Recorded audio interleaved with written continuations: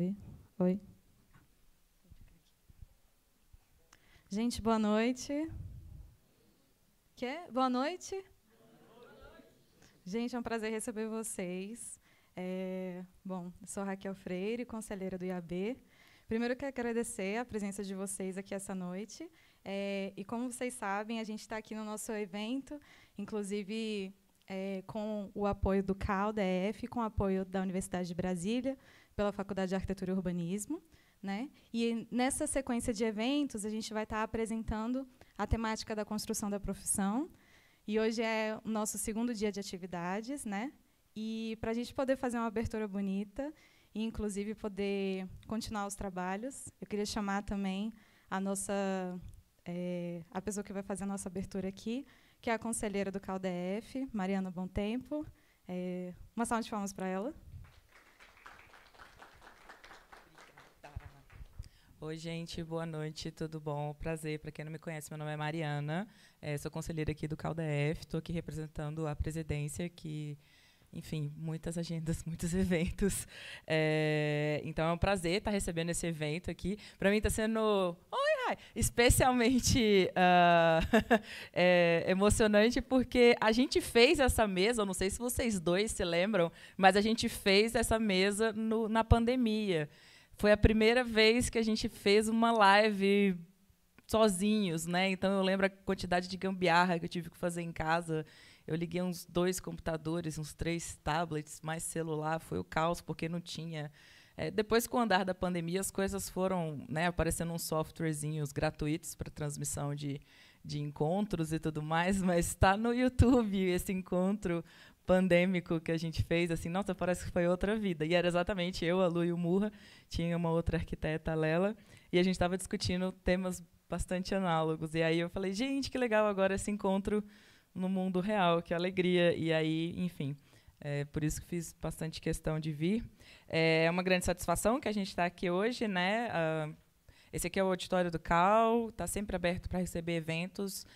A gente está sempre aberto para fazer parcerias com as outras entidades, com o IAB, com o sindicato, enfim, a FENEA, todos os órgãos, todos os grupos de arquitetos organizados, né, têm no Conselho a sua representação autárquica, e que a gente sempre está aqui esperando para que essas organizações venham e façam desse espaço o seu espaço, porque, enfim, todos nós fazemos parte do Conselho.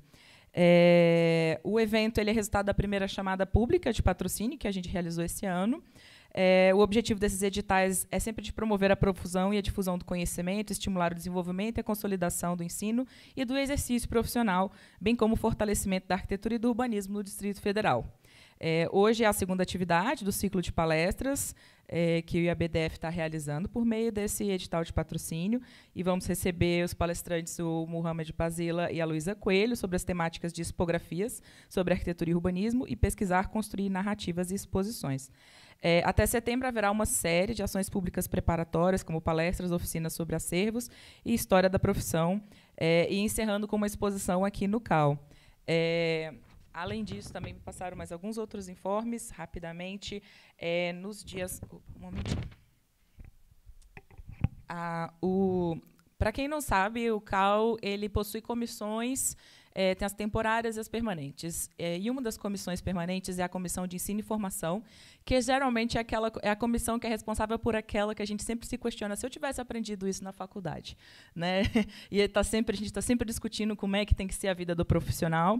Então, vai haver, agora em setembro, aqui em Brasília, o segundo Seminário Nacional de Formação de Atribuições e Atuação Profissional do CAU, organizado pelo CAU-BR, ou seja, vão estar as comissões de ensino e formação do Brasil todo aqui, entre os dias 18 e 20 de setembro. Então, quanto a detalhes do calendário, peço para que vocês deem uma olhada nas redes sociais do CAU-BR, e o tema é qual arquiteto precisamos e qual arquiteto que queremos para o futuro da nossa profissão. Então, eu acho que, enfim, a gente está sempre, como aqui é um espaço de debate, formação da nossa profissão, a gente está sempre se questionando o que a gente quer para o futuro, o que a gente espera das próximas gerações, e como vai ser um evento aberto à sociedade, aberto a professores, coordenadores, estudantes, arquitetos, para a gente compartilhar. Acho que é importante a presença de todos que puderem, que tiverem interesse para poder participar.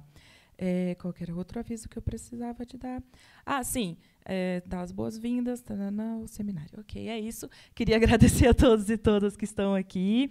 E queria passar, Raquel, você que é a mediadora, né? Que chique demais, essa mulher é maravilhosa. Então, salva de palmas para a Raquel, né, gente? Porque, pelo amor de Deus. Bom, gente, alguns avisos a mais também. A gente tem, como vocês viram na entrada, um livro de manifestações do que vocês quiserem comentar, contribuir, tanto para a gestão quanto para essas atividades que vocês vão ver hoje, que elas vão continuar se seguindo. A gente está sempre aberto a contribuições de vocês.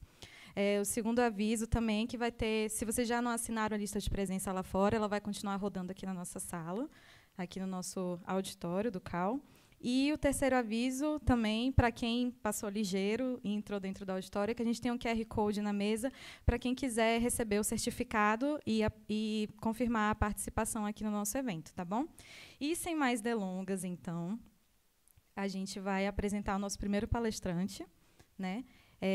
Murra Basila, e vou explicar um pouco o currículo dele, encontrando aqui, que ele me enviou. Só um minutinho. Ou eu enviei para a Cecília, talvez. Só um minuto. Aqui. Ok, aqui. Baiano, nascido da cidade de Salvador, cresceu em Brasília, São Paulo e Rio de Janeiro. Arquiteto e mestre, é formado pela Universidade de Brasília em 2015, onde realizou sua dissertação de mestrado relacionando raça, memória e território, analisando museus do Brasil e dos Estados Unidos. Realizou um estudo profissional em design de interiores pela Parsons, em Nova York, e o programa de artes e arquitetura da Escola de Artes Americanas em Fontainebleau, na França. Atualmente está no mestrado em Landscape, na Universidade de Harvard, em Cambridge, e, para além da arquitetura, Murra Basila é um artista que busca retratar o que ele considera ser cultura negra. Artista visual, suas obras já foram expostas em Paris, Nova York, o Museu Nacional da República em Brasília e galerias de arte no Brasil e no exterior. Gente, uma salva de palmas para o Murra.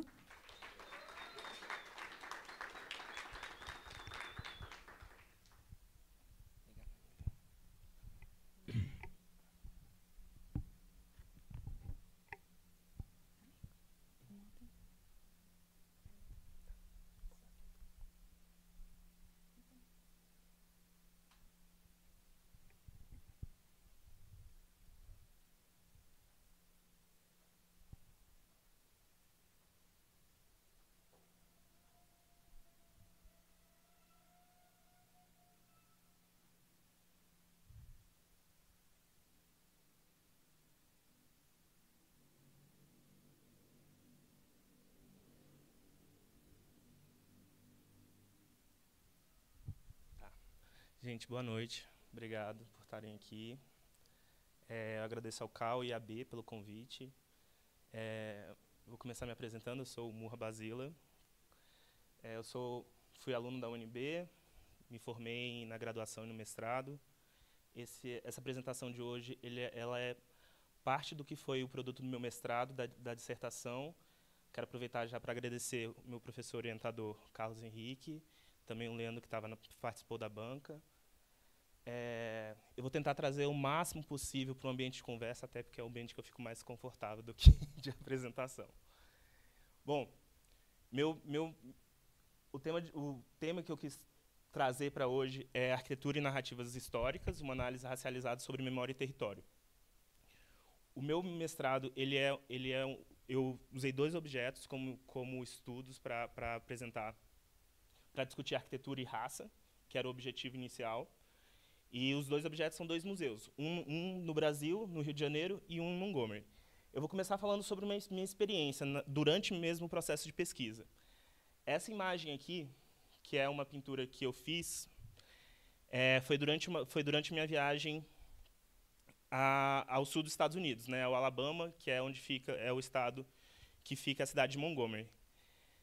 Quando eu visitava, não Montgomery, mas Selma, que é uma cidade vizinha, que também rica em... As histórias das duas cidades são muito entrelaçadas enquanto discussões e discussões raciais, né, do movimento dos direitos civis. Eu estava visitando Selma, fiquei impressionado com a cidade, que era uma cidade, na verdade, uma cidade fantasma, que eu achei assim, inicialmente. E, enquanto eu fotografava a paisagem, os prédios vazios, cheios de tapume, essa pessoa se aproximou, esse homem negro se aproximou, carregando um carrinho de supermercado cheio de lata, aquele barulho se aproximando. Ele veio para perto, ele falou alguma coisa que eu não conseguia entender inicialmente. Achei que o problema era meu inglês, assim, e na verdade era meu inglês. Ele tinha um sotaque muito carregado, na verdade, era como se só soubesse o inglês da Rede Globo, assim. E aí o inglês mesmo do sul dos Estados Unidos, que é um sotaque bem mais forte, eu estava com dificuldade de entender. Ele se aproximou uma vez, falou uma segunda, numa terceira eu consegui entender. E aí ele primeiro falou que não queria foto, eu falei que não estava fotografando ele. E depois ele perguntou de onde era. E aí quando ele falou de onde eu era, eu falei do Brasil. E primeiro ele perguntou o que eu estava fazendo ali, naquele espaço, na cidade que era dele, né? Ele falou, e ele entendendo que eu era um turista, ele falou que eu deveria voltar para a minha comunidade, para ajudar a minha comunidade, porque ele estava fazendo aquilo naquele espaço, naquele território que era dele, naquela cidade que era dele, naquela vizinhança que ele conhecia. E quando eu me apresentei como brasileiro, para minha surpresa, ele tinha uma referência muito atual do Brasil, né, do sistema político, inclusive. A resposta dele foi uma enorme surpresa e falou assim: uau, vocês têm um presidente mais racista que o Trump. E perguntou o nome do presidente, eu respondi. E aí, no meio dessa conversa que começou a acontecer, ele falou sobre... eu pensando em ajudar ele, na verdade, já que ele era um homem que carregava latas num carrinho de supermercado, para minha surpresa, ele começou a tirar dinheiro. Assim. Ele falou assim, deixa eu ver se eu tenho alguma moeda para ajudar a sua comunidade. E aquele ato eu neguei inicialmente aqueles centavos que ele poderia ajudar, mas depois eu estava com minha mãe nesse dia e minha mãe falou que eu aceitasse. E esse momento ficou durante um bom tempo, e aí precisou de um bom tempo para mim refletir o que aquela interação tinha significado para mim. Naquele momento eu estava lá para fazer justamente a visita ao museu, que era o objeto desse outro país, né, dos Estados Unidos, do Museu dos Estados Unidos, enquanto eu já tinha alguma proximidade com o museu e a cidade do Rio de Janeiro, né, o MUCAB e o Rio de Janeiro. E aí eu fiquei pensando, e as minhas reflexões vieram em dois momentos. A primeira foi uma hierarquia nacional de identidade que permitia que ele, enquanto um homem americano, se sentisse, mesmo em situação que ele parecia ser um homem em estado assim, sem grandes posses, permitia que ele ajudasse, porque ele achava que eu como brasileiro pudesse ser em alguma forma nessa hierarquia possível de ajudar a mim, brasileiro, ou a minha comunidade brasileira.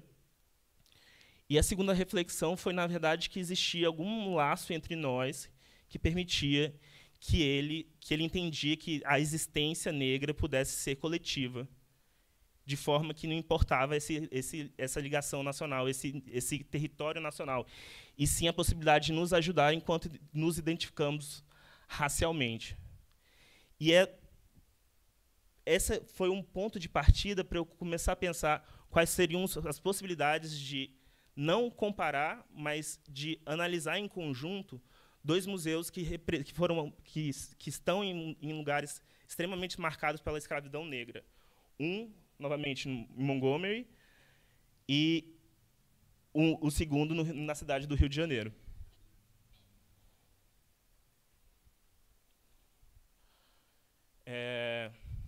Aproveito nesse começo também para me identificar enquanto pertencente ao coletivo Calunga, que é o coletivo negro de estudantes da FAO-UNB.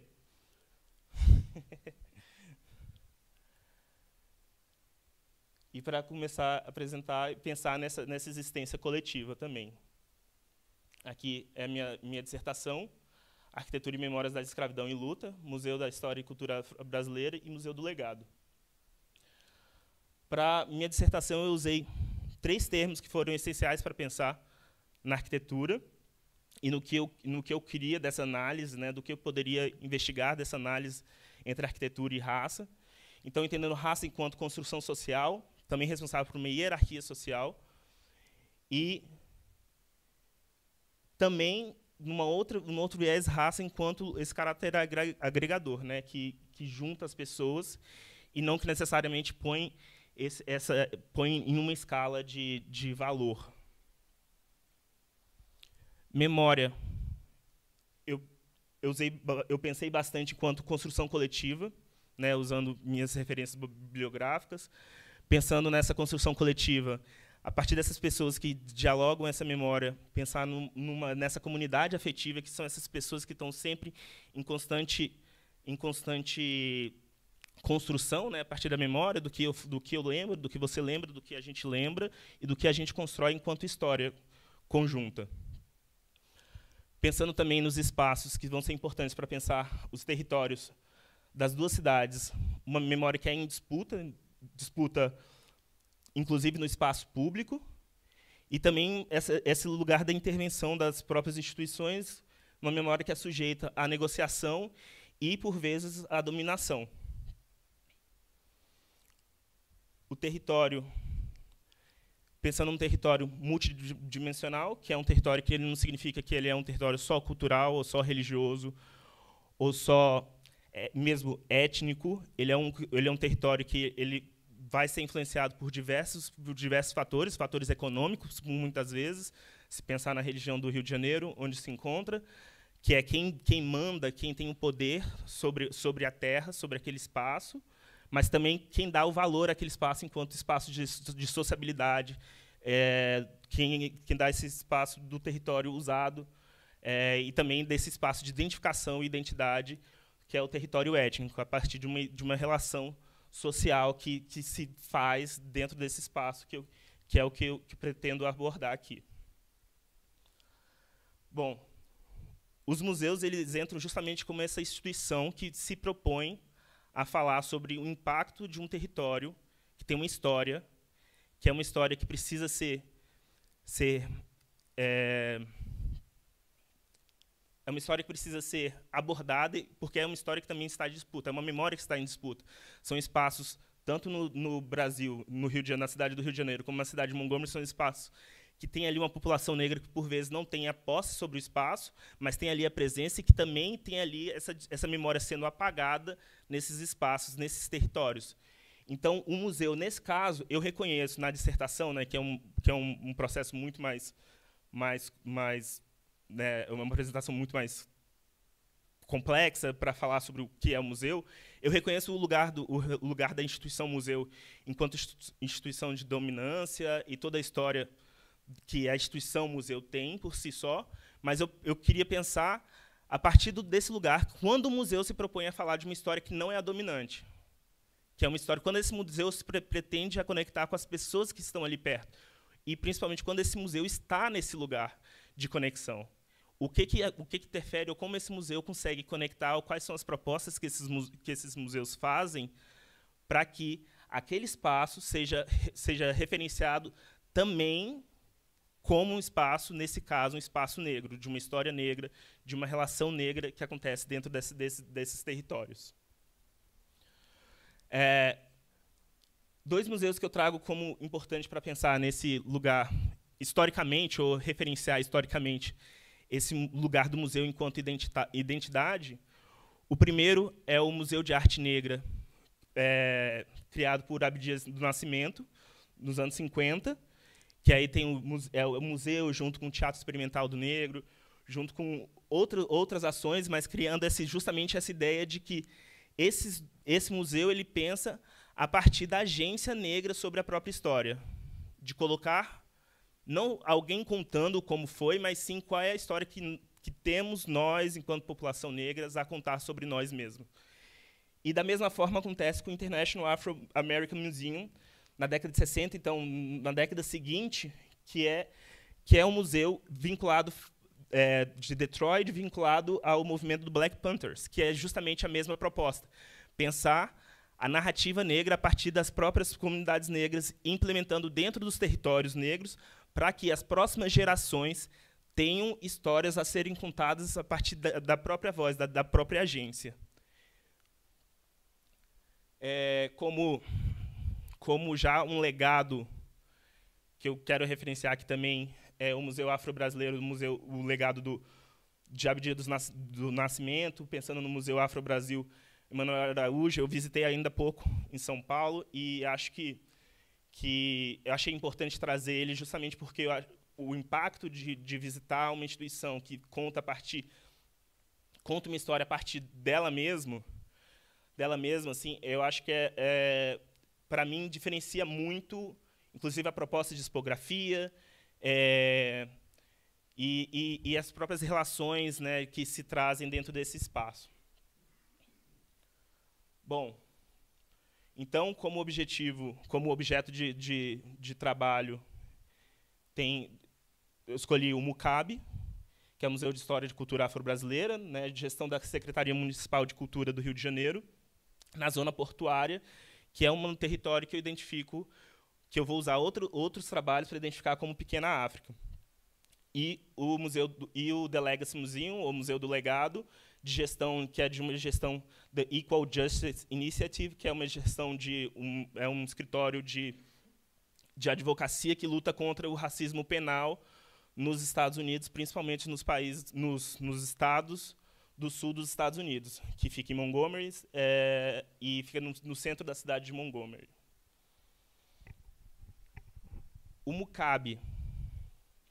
Então, aqui, para apresentar onde fica o MUCAB, aqui a gente tem a cidade do Rio de Janeiro, aqui é a zona portuária do Rio de Janeiro, o centro, aqui embaixo a gente vai ter a Rocinha, Ipanema, e aqui, então, temos o MUCAB, que é justamente ao lado do Cais do Valongo.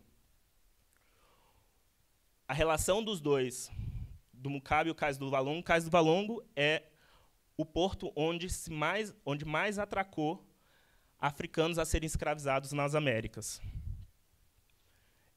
É um sítio de patrimônio de memória sensível, foi patrimonializado pela Unesco no ano de 2017, se eu não estou enganado agora. E o MUCAB surge justamente como resposta a essa patrimonialização, né, do Estado.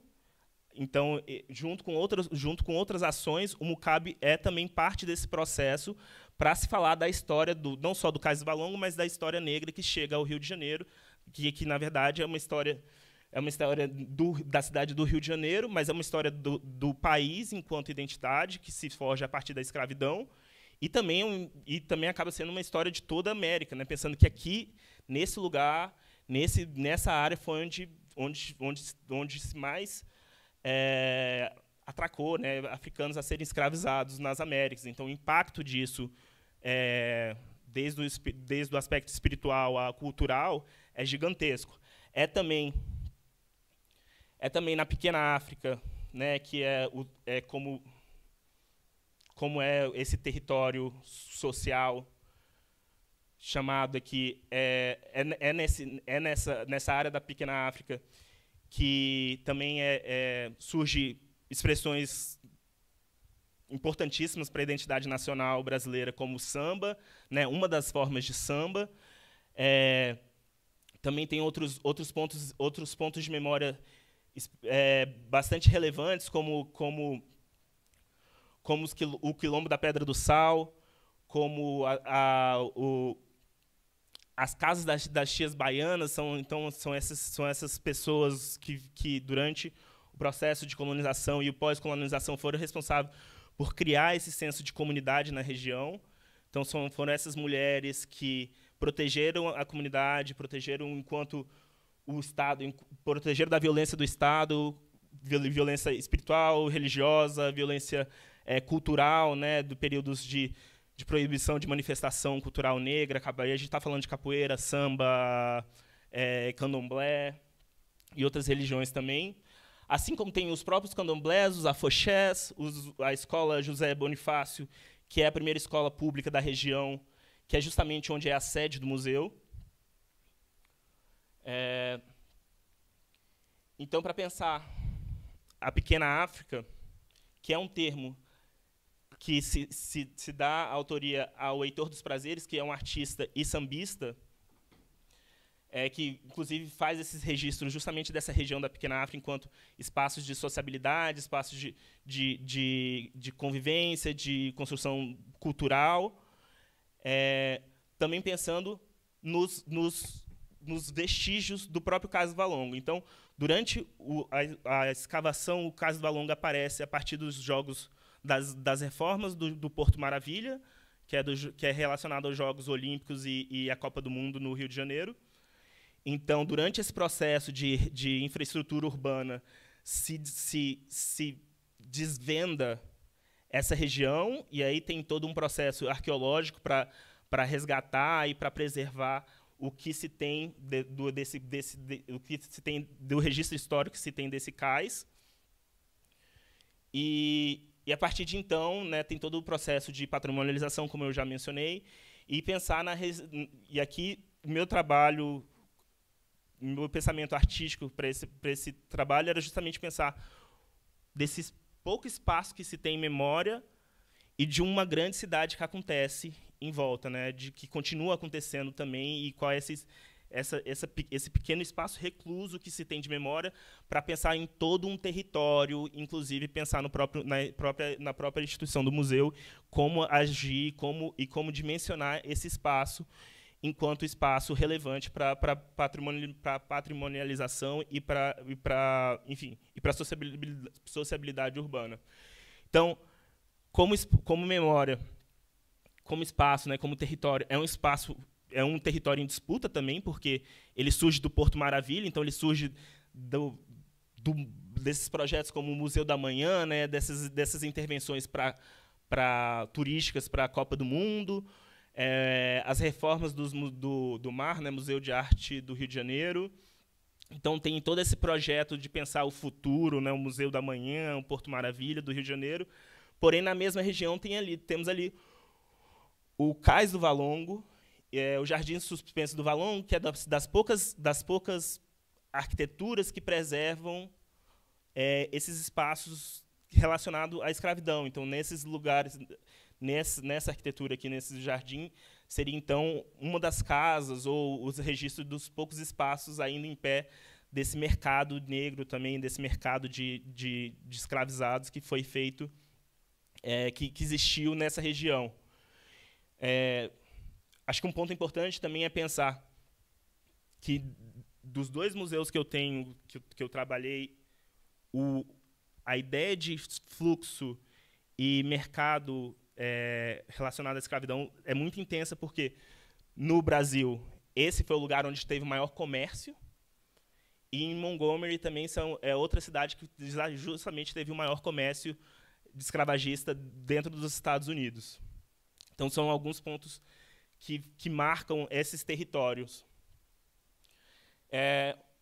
O MUCAB tem como tipologia uma tipologia híbrida, que é o museu de território. Então, é um museu que o espaço dele, enquanto museal, é o próprio espaço onde se insere. É um museu a céu aberto, significa que o acervo dele é um acervo que está disposto, é um acervo aberto, não está interno à arquitetura, mas que a arquitetura está dialogando com esses espaços, ou deveria estar dialogando com esses espaços, e a expografia, então, desse museu é também esse espaço onde se vive.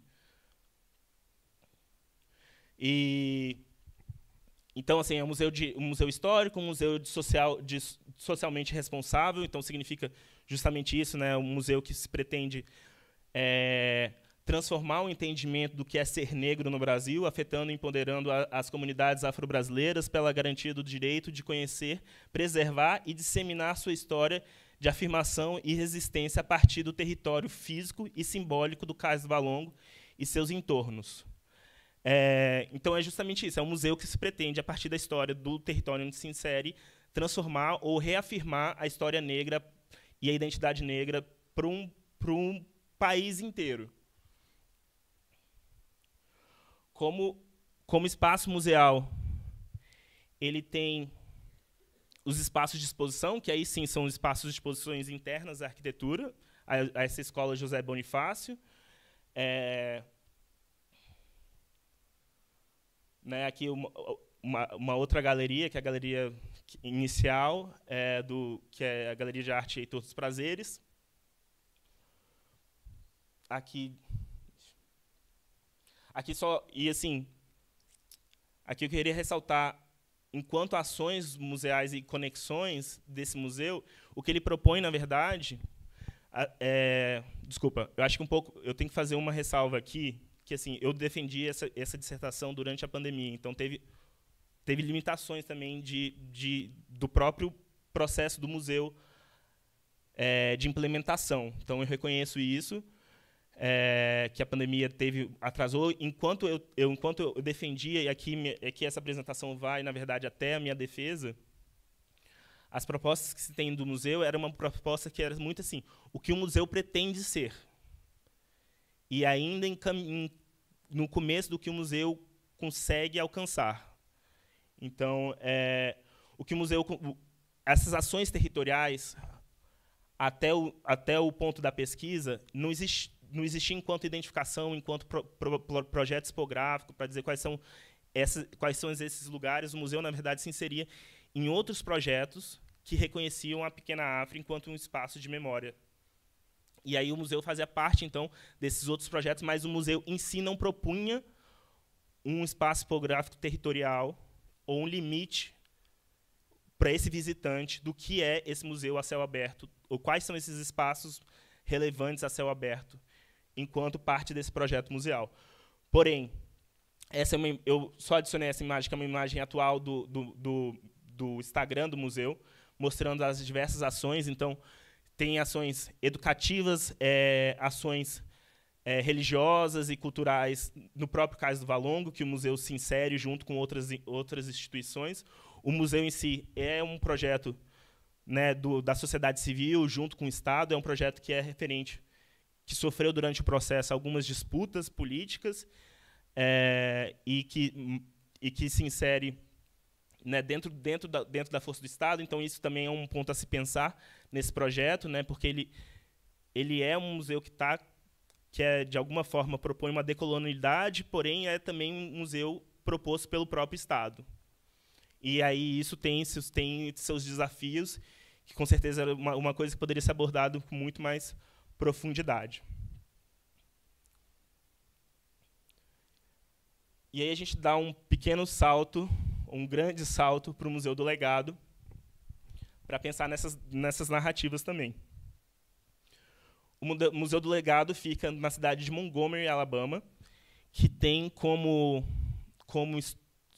conto fundador ser a cidade, o Conto das Duas Cidades, que é referente a dois assentamentos coloniais que se dispunha em malha transversal, né,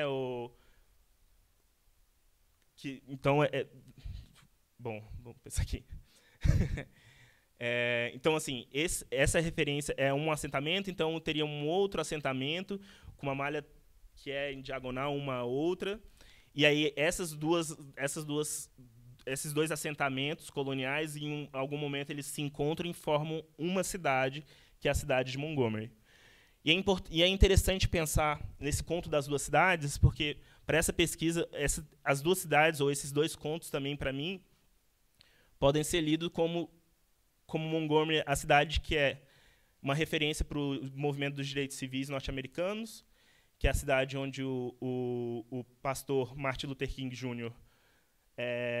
Pregou na igreja, uma igreja que era uma das igrejas que ele pregava nessa cidade. É também a cidade de Rosa Parks, que se recusa a dar o assento no ônibus, e é um dos pontos iniciais também do movimento dos direitos civis americanos. Então, são dois grandes nomes do movimento dos direitos civis americanos que lutam pelos direitos negros, da população negra dentro do Estado americano, que acontece justamente nessa cidade. E é também essa cidade a primeira capital dos confederados, e os confederados são a organização dos estados do sul dos Estados Unidos que lutaram para a manutenção da escravidão nos estados do sul, que culminou numa guerra, que eles perdem a guerra, e é um pouco do que aborda justamente esse território em disputa.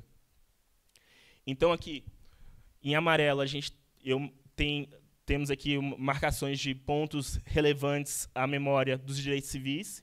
Em laranja, justamente relevantes à memória dos confederados. Então, temos aqui o Capitólio, junto com a primeira Casa Branca dos Confederados, né, referente a esse espaço enquanto capital. Aqui um ponto, então, onde começou a guerra dos Estados do Sul contra os Estados do Norte. E, do outro lado dos direitos civis, esse aqui é o ponto onde a Rosa Parks se recusa, ou esse aqui é o ponto onde a Rosa Parks se recusa a dar o assento do ônibus, o que gera uma grande revolta e uma greve negra ao sistema público, até o sistema público de transporte, até que o sistema público de transporte resolve dessegregar o ônibus por conta para que as populações negras que estavam em greve por meses, por mais de um ano, voltassem a usar o sistema público e, assim, economicamente, o sistema público voltasse a ser viável. Também aqui, então, o Rio, Alabama, junto com o Porto e o trem, né, a estação de trem, são lugares onde se refere a uma memória negra, que é onde essa população negra vinha dos estados, vinha do litoral, né, ou dos outros estados, alcançavam a cidade de Montgomery através desses pontos. E aqui é um ponto que tem hoje uma fonte que é, na verdade, onde acontecia justamente o mercado escravagista. Então, nesse momento histórico de 1850, aqui, então, seria onde estaria o rio, né? O rio Alabama, então, passaria por aqui, essa região. Aqui seria uma região do Capitólio. E essa área, todos esses pontos em laranja e vermelho seriam áreas onde existia ou armazéns, né, como casas de engorda, ou pontos de comércio, bancos, ligados ao comércio escravagista, ou o próprio local de venda, né, onde o próprio local de leilão dessa população negra. Aqui hoje, onde se vendia, onde se era esse comércio, esse leilão dessas pessoas negras escravizadas, hoje tem essa fonte em comemoração a uma entidade grega, se eu não me engano, e, ao fundo, a gente consegue ver o Capitólio, que é a sede do poder do estado do Alabama, atualmente. Bom, e aí, quando a gente chega no museu, que é o Museu do Legado, ele tem um objetivo muito claro, que é contar como a escravidão afeta atualmente como a escravidão, como um problema atual é uma consequência da escravidão no estado ou nos Estados Unidos, né? Então, o museu chama o Museu do Legado da escravidão ao encarceramento em massa. O objetivo do museu é contar como a escravidão evoluiu em 3 pontos, em 3 eras, da escravidão para o terror racial, para a segregação, até o encarceramento em massa. E o museu vai contar não só no espaço museal, mas no território enquanto lugares, reforçando lugares de memória, e também em outras instituições ligadas ao museu que vão contar e tentar, de alguma forma, engajar as pessoas justamente nessa história contada da sua própria história, né? Então, hoje o museu já se encontra em uma outra edificação, mas nessa época o museu estava num armazém onde pessoas negras foram escravizadas. E é isso que está escrito aqui. Essa é uma parede que tinha dentro do museu, dessa primeira edificação do museu, que é onde você está sentado, pessoas foram armazenadas, foram escravizadas e armazenadas. O museu usa de diversas tecnologias para contar essa história, que vai da história oral, a história oral com vídeos, com hologramas, né, contados, então, histórias, registros históricos, com atores encenando essas pessoas e contando em primeira pessoa.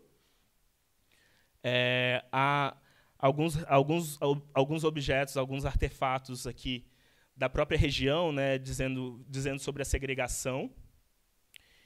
E também de estratégias da própria instituição enquanto instituição de advocacia também, como essa relação do problema atual ela também traz para esse espaço do museu, para falar como as pessoas estão sendo presas injustamente nos estados por conta dessa consequência. A narrativa do museu ela se dá, então, aqui é um dos espaços do museu que ela vai contar justamente essa narrativa que ela se propõe, né, desde a era da escravidão das Américas. O que o museu propõe, então, ele fala que a escravidão foi um genocídio, uma violência que, né, todos nós não tem discussão enquanto a isso. E aí o ponto seguinte é que ela vai falar que a escravidão, de alguma forma, normalizou a violência às populações negras, a ponto que, nos dias contemporâneos, esteja normalizado que a cada 3 negros nascidos nos Estados Unidos, um é esperado que vai passar algum tempo encarcerado. E aí o que ela conta o que o museu vai contar, através de imagens, através de levantamento de linchamento, que é justamente o segundo momento histórico que o museu identifica, é o terrorismo racial. Então, no pós-escravidão, as populações passam a fazer grandes linchamentos nos Estados Unidos, principalmente no sul dos Estados Unidos, as populações negras, por motivos mais diversos, por motivos mais banais. E o que o museu e a instituição do EDI faz um grande levantamento, que é possível ser pesquisado, se transformou em livro, e de outras diversas formas de produto, né, que se pode acessar por internet, por vídeos, histórias. Então, esse grande processo, essa grande pesquisa que é feita inicialmente para saber quais foram, mais do que saber quais foram os linchamentos, era para descobrir quem foram essas pessoas, para transformar o número em pessoas, para transformar as histórias, esses horrores, as imagens que se tinha referência, em pessoas com nome, local, família, e que aí, então, pudesse ser apresentada não enquanto uma reprodução do horror, mas sim como um memorial. E o museu fala desse lugar, que é impossível você lidar com a sociedade atual sem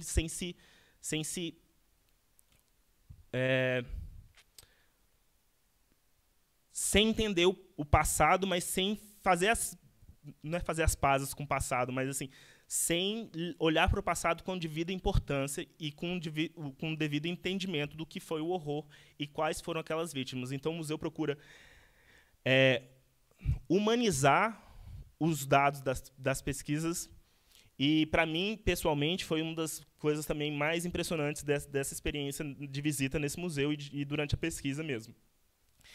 Então, a terceira era é a era de segregação, que aí tem um termo americano para dizer sobre chama redlining, que é um projeto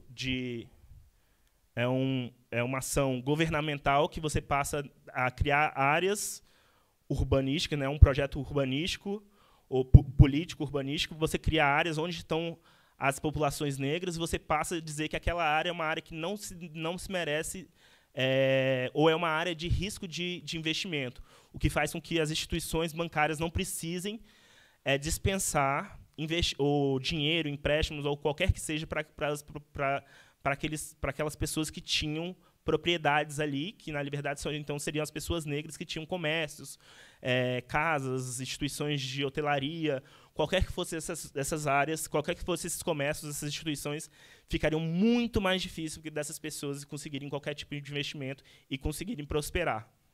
Então, você tem a terceira era justamente identificado como uma era de segregação para sempre, e, com isso, não só a violência econômica, política, mas também a contínua violência de Estado. A ideia de que a normalização desses processos na sociedade americana faz com que o problema chegue ao problema atual. E a última, então, seria um carceramento em massa, que nem eu falei, a cada 3, um é esperado que passe algum tempo encarcerado. O museu vai contar, né, aqui, de novo, algumas interpretações artísticas desses espaços museais. Então, você tem...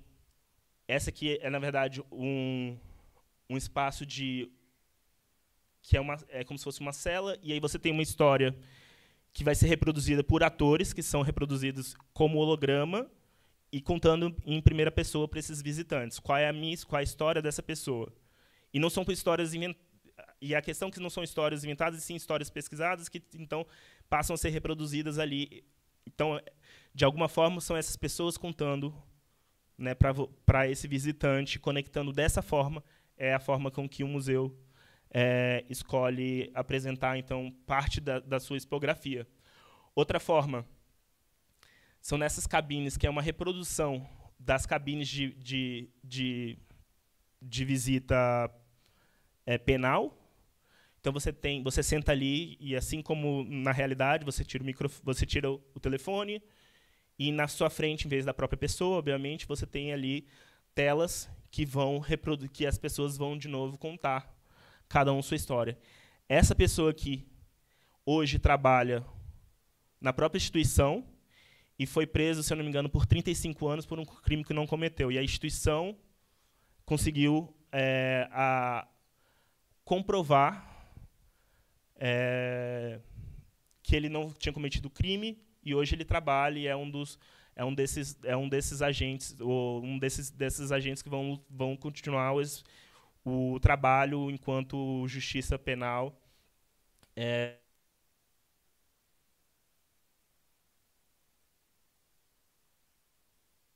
Alô? Yeah. Então, de novo, essa forma de conexão enquanto reprodução humana e em primeira pessoa é uma das estratégias que conectam, então, as histórias que esse museu usa para conectar essas histórias ao visitante. E aqui, então, a gente passa para um segundo projeto do Museu do Legado, ou da instituição do IDI junto com o Museu do Legado, que é o Community Soil Collection Project, que é, então, o programa que é um projeto que ele vai, justamente, a partir desses lugares dos linchamentos e de violências que foram cometidas pelo Estado ou pela população, as pessoas negras, ele volta a esses lugares e se propõe, junto com a própria comunidade, pegar o solo desses lugares e memorializar dentro dessas potes que se tornam, de alguma forma, urnas, ou enfim, o nome que possa dar. Então, aqui tem o nome das vítimas, a cidade e a data. Da mesma forma, no segundo prédio, no memorial que o IDI e o museu têm, que é uma segunda edificação, cada uma dessas caixas aqui, em aço cortem, tem o nome de uma cidade, de um município, na verdade, o nome de um município, e todas as pessoas que foram violentadas nesses municípios e as datas. Esse é o resultado de um dos espaços que são são espalhados não só no museu, mas no memorial e em outras instituições ligadas ao IDI. Esse é o resultado desse projeto, onde cada um desses potes tem um nome, uma data, uma história, uma cor. E, para mim, é uma coisa muito impactante também quando a gente começa a entender as escalas disso, né, os números disso, e como são muitos, e eles se propuseram a ir a cada um desses lugares. Então, assim, é justamente aqui um chamado para se envolver nesse projeto, né, de memorializar essas vítimas que eles propõem à comunidade. São formas de contribuir, como deve ser feito, como acionar a própria instituição para que isso faça parte. E o museu, para cada espaço, esse aqui é o espaço do memorial, para cada elemento desse, ele propõe um segundo que o município pode reclamar a posse para usar isso como memorial dentro do próprio município, no próprio local do município. Até onde eu sabia, eu acho que não mais que 5 municípios reclamaram ou pediram que fossem enviados esses memoriais para os seus próprios territórios. Então, aqui, junto com esses espaços também, aqui nessa sequência, vão contando as histórias estão públicas de cada um que se tem notícia. Você consegue ler as histórias. Eu, pessoalmente,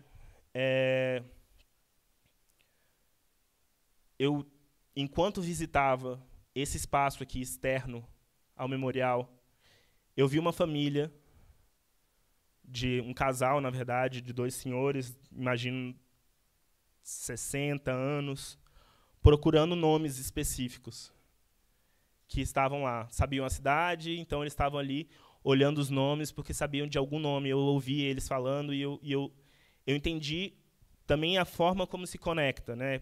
Porque tinham ali 2 pessoas que, de alguma forma, podia ser pais, avós, tios, alguma forma tinham ali uma referência ainda existente de conexão entre aquelas pessoas memorializadas ali e as suas próprias histórias.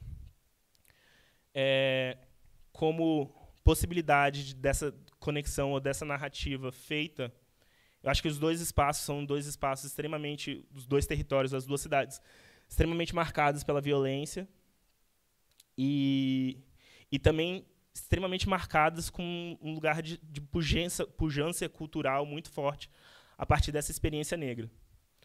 O que eu acho que tanto os 2 museus conseguem fazer é afirmar a presença dentro do território. Talvez o MUCAB, até onde a pesquisa foi, ainda não conseguia ter uma grande presença, mas afirmava ou tinha essa intenção de justamente territorializar, identificando o problema justamente sobre o apagamento nos espaços, e aí as instituições museais vão contra esse apagamento para dizer que aquele ali também é um espaço, dentro das diversas leituras do território, é também um território negro, é também um território válido, é um território cultural, é um território étnico, é um território como esse espaço desse memorial, que diz logo na entrada, diz que é também um território sagrado. E eu acho que é importante ter essas outras visões, essas diversas visões, quando a gente vai discutir esses espaços de cidade e pensar nessa possibilidade de ler os museus como um agente possível dessa territorialização negra, ou dessa afirmação desse elemento, dessa instituição que vai lutar contra esse apagamento, que são deixar os espaços também sendo deteriorados e não devidamente reverenciados como deveriam, os espaços, os lugares de memórias negras. Mais uma imagem justamente desses nomes, dessas sequências de nomes. Essa imagem está bem ruim, mas são justamente o nome do município e aqui alguns nomes que foram memorializados.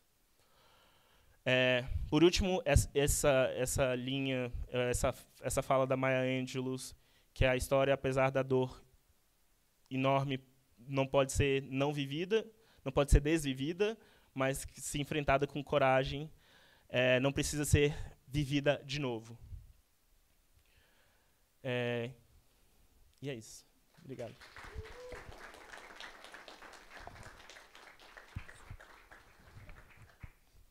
Bom, gente, vou apresentar a nossa segunda palestrante agora. Ah, não, pera, eu tenho que fazer alguns avisos. O nosso presidente do IAB, departamento aqui do DF, ele pediu desculpas por não estar presente, ele está em viagem pelo IFAM, e, inclusive, estava tentando assistir pela live até o momento dele pegar o avião. Então, ele agradece a presença de todo mundo.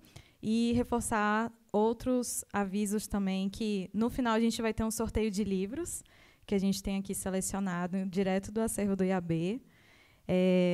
E outros avisos também é que a gente tem um livro de manifestações, contribuições que vocês quiserem dar, né, para os próximos eventos e para esse evento também, quais foram as assimilações de vocês, impressões de vocês. Tem uma lista de presença, se ela não estiver rodando, ela está ali na frente, mas provavelmente está rodando aí, para vocês poderem marcar e sinalizar a presença de vocês. E para quem quiser certificado do evento de hoje, tem um QR Code também, que tem na mesa lá fora, para quem precisar apresentar. E agora, sem mais delongas, vou apresentar então a nossa segunda palestrante. Ela é arquiteta e urbanista pela IAB, conselheira superior do IAB-DF, onde é integrante da ouvidoria. Na direção nacional do IAB, do Instituto, ela é vice-presidente extraordinária de ações afirmativas. Ela é cofundadora da coletiva Arquitetas entre parênteses, Visíveis, de 2014. Integrante da equipe editorial da revista Arquitetas Invisíveis desde 2015. Pesquisadora no Observatório Amarelinha e cursou um ano de arquitetura no Instituto de Tecnologia de Illinois, em Chicago, nos Estados Unidos, pelo programa Ciências Sem Fronteiras. Hoje ela atua como arquiteta e produtora cultural em eventos locais e nacionais. Queria pedir uma salva de palmas para a Luísa Coelho.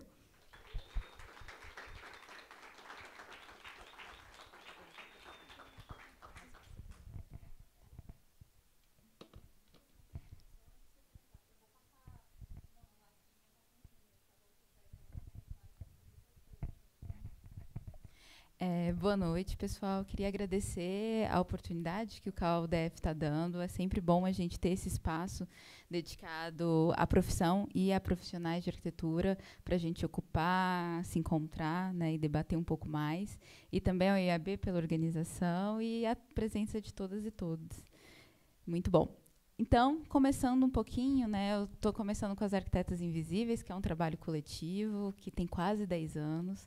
Então, a gente surge lá no comecinho de 2014, e o nome vem muito dessa citação da Beatriz Columina, que mulheres são como fantasmas na arquitetura moderna, presentes em todos os lugares, cruciais, mas estranhamente invisíveis. E isso, né, num recorte ainda é atual, mas trazendo para 10 anos, né, de tempo passando, uma década, a gente que se formou numa FAUNB, que respira modernismo, não se encontrar, não se identificar ali naquele espaço era assustador.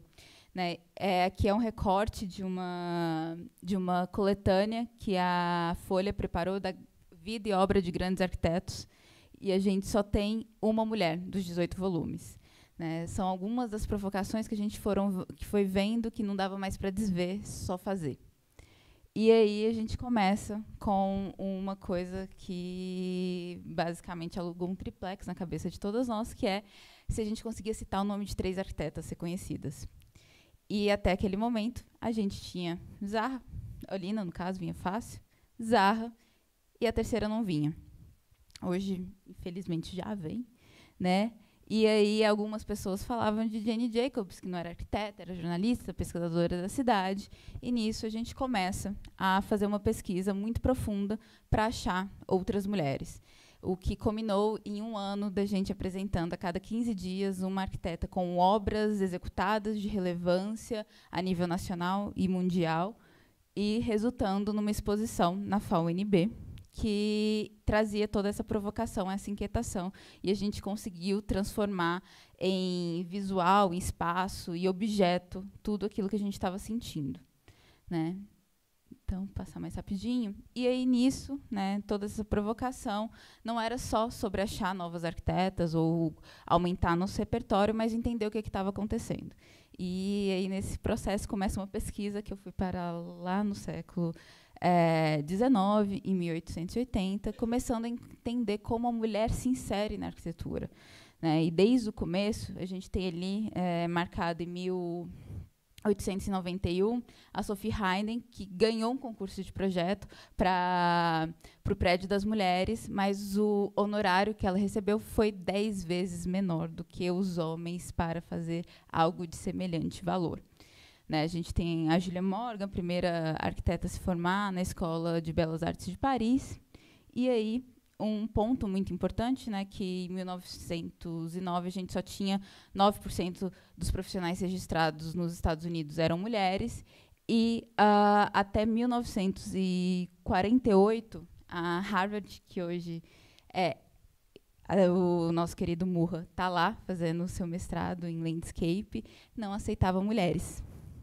E nisso provoca surgir a primeira escola e única dos Estados Unidos de arquitetura e paisagismo só para mulheres, onde as mulheres foram atrás de alguns professores para começarem a fazer cursos livres, e consolidou nesse espaço que a Harvard só começou a aceitar mulheres quando, por conta da Segunda Guerra Mundial, o número de alunos foi muito baixo, porque os homens estavam na Europa, exatamente, lutando na Grande Guerra, e precisava de um fluxo de alunos, então se aceita as alunas que antes estavam em Cambridge ou queriam ir para a escola de Cambridge.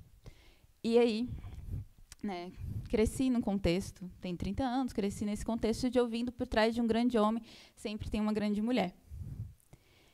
Eu acho que todo mundo sabe o nome desses 3 rapazes, né? Que é o Le Corbusier, Robert Venturi e Mies van der Rohe. E eles têm, entre serem arquitetos exemplos, eles têm todas as mulheres atrás deles, como coautoras de vários projetos com eles.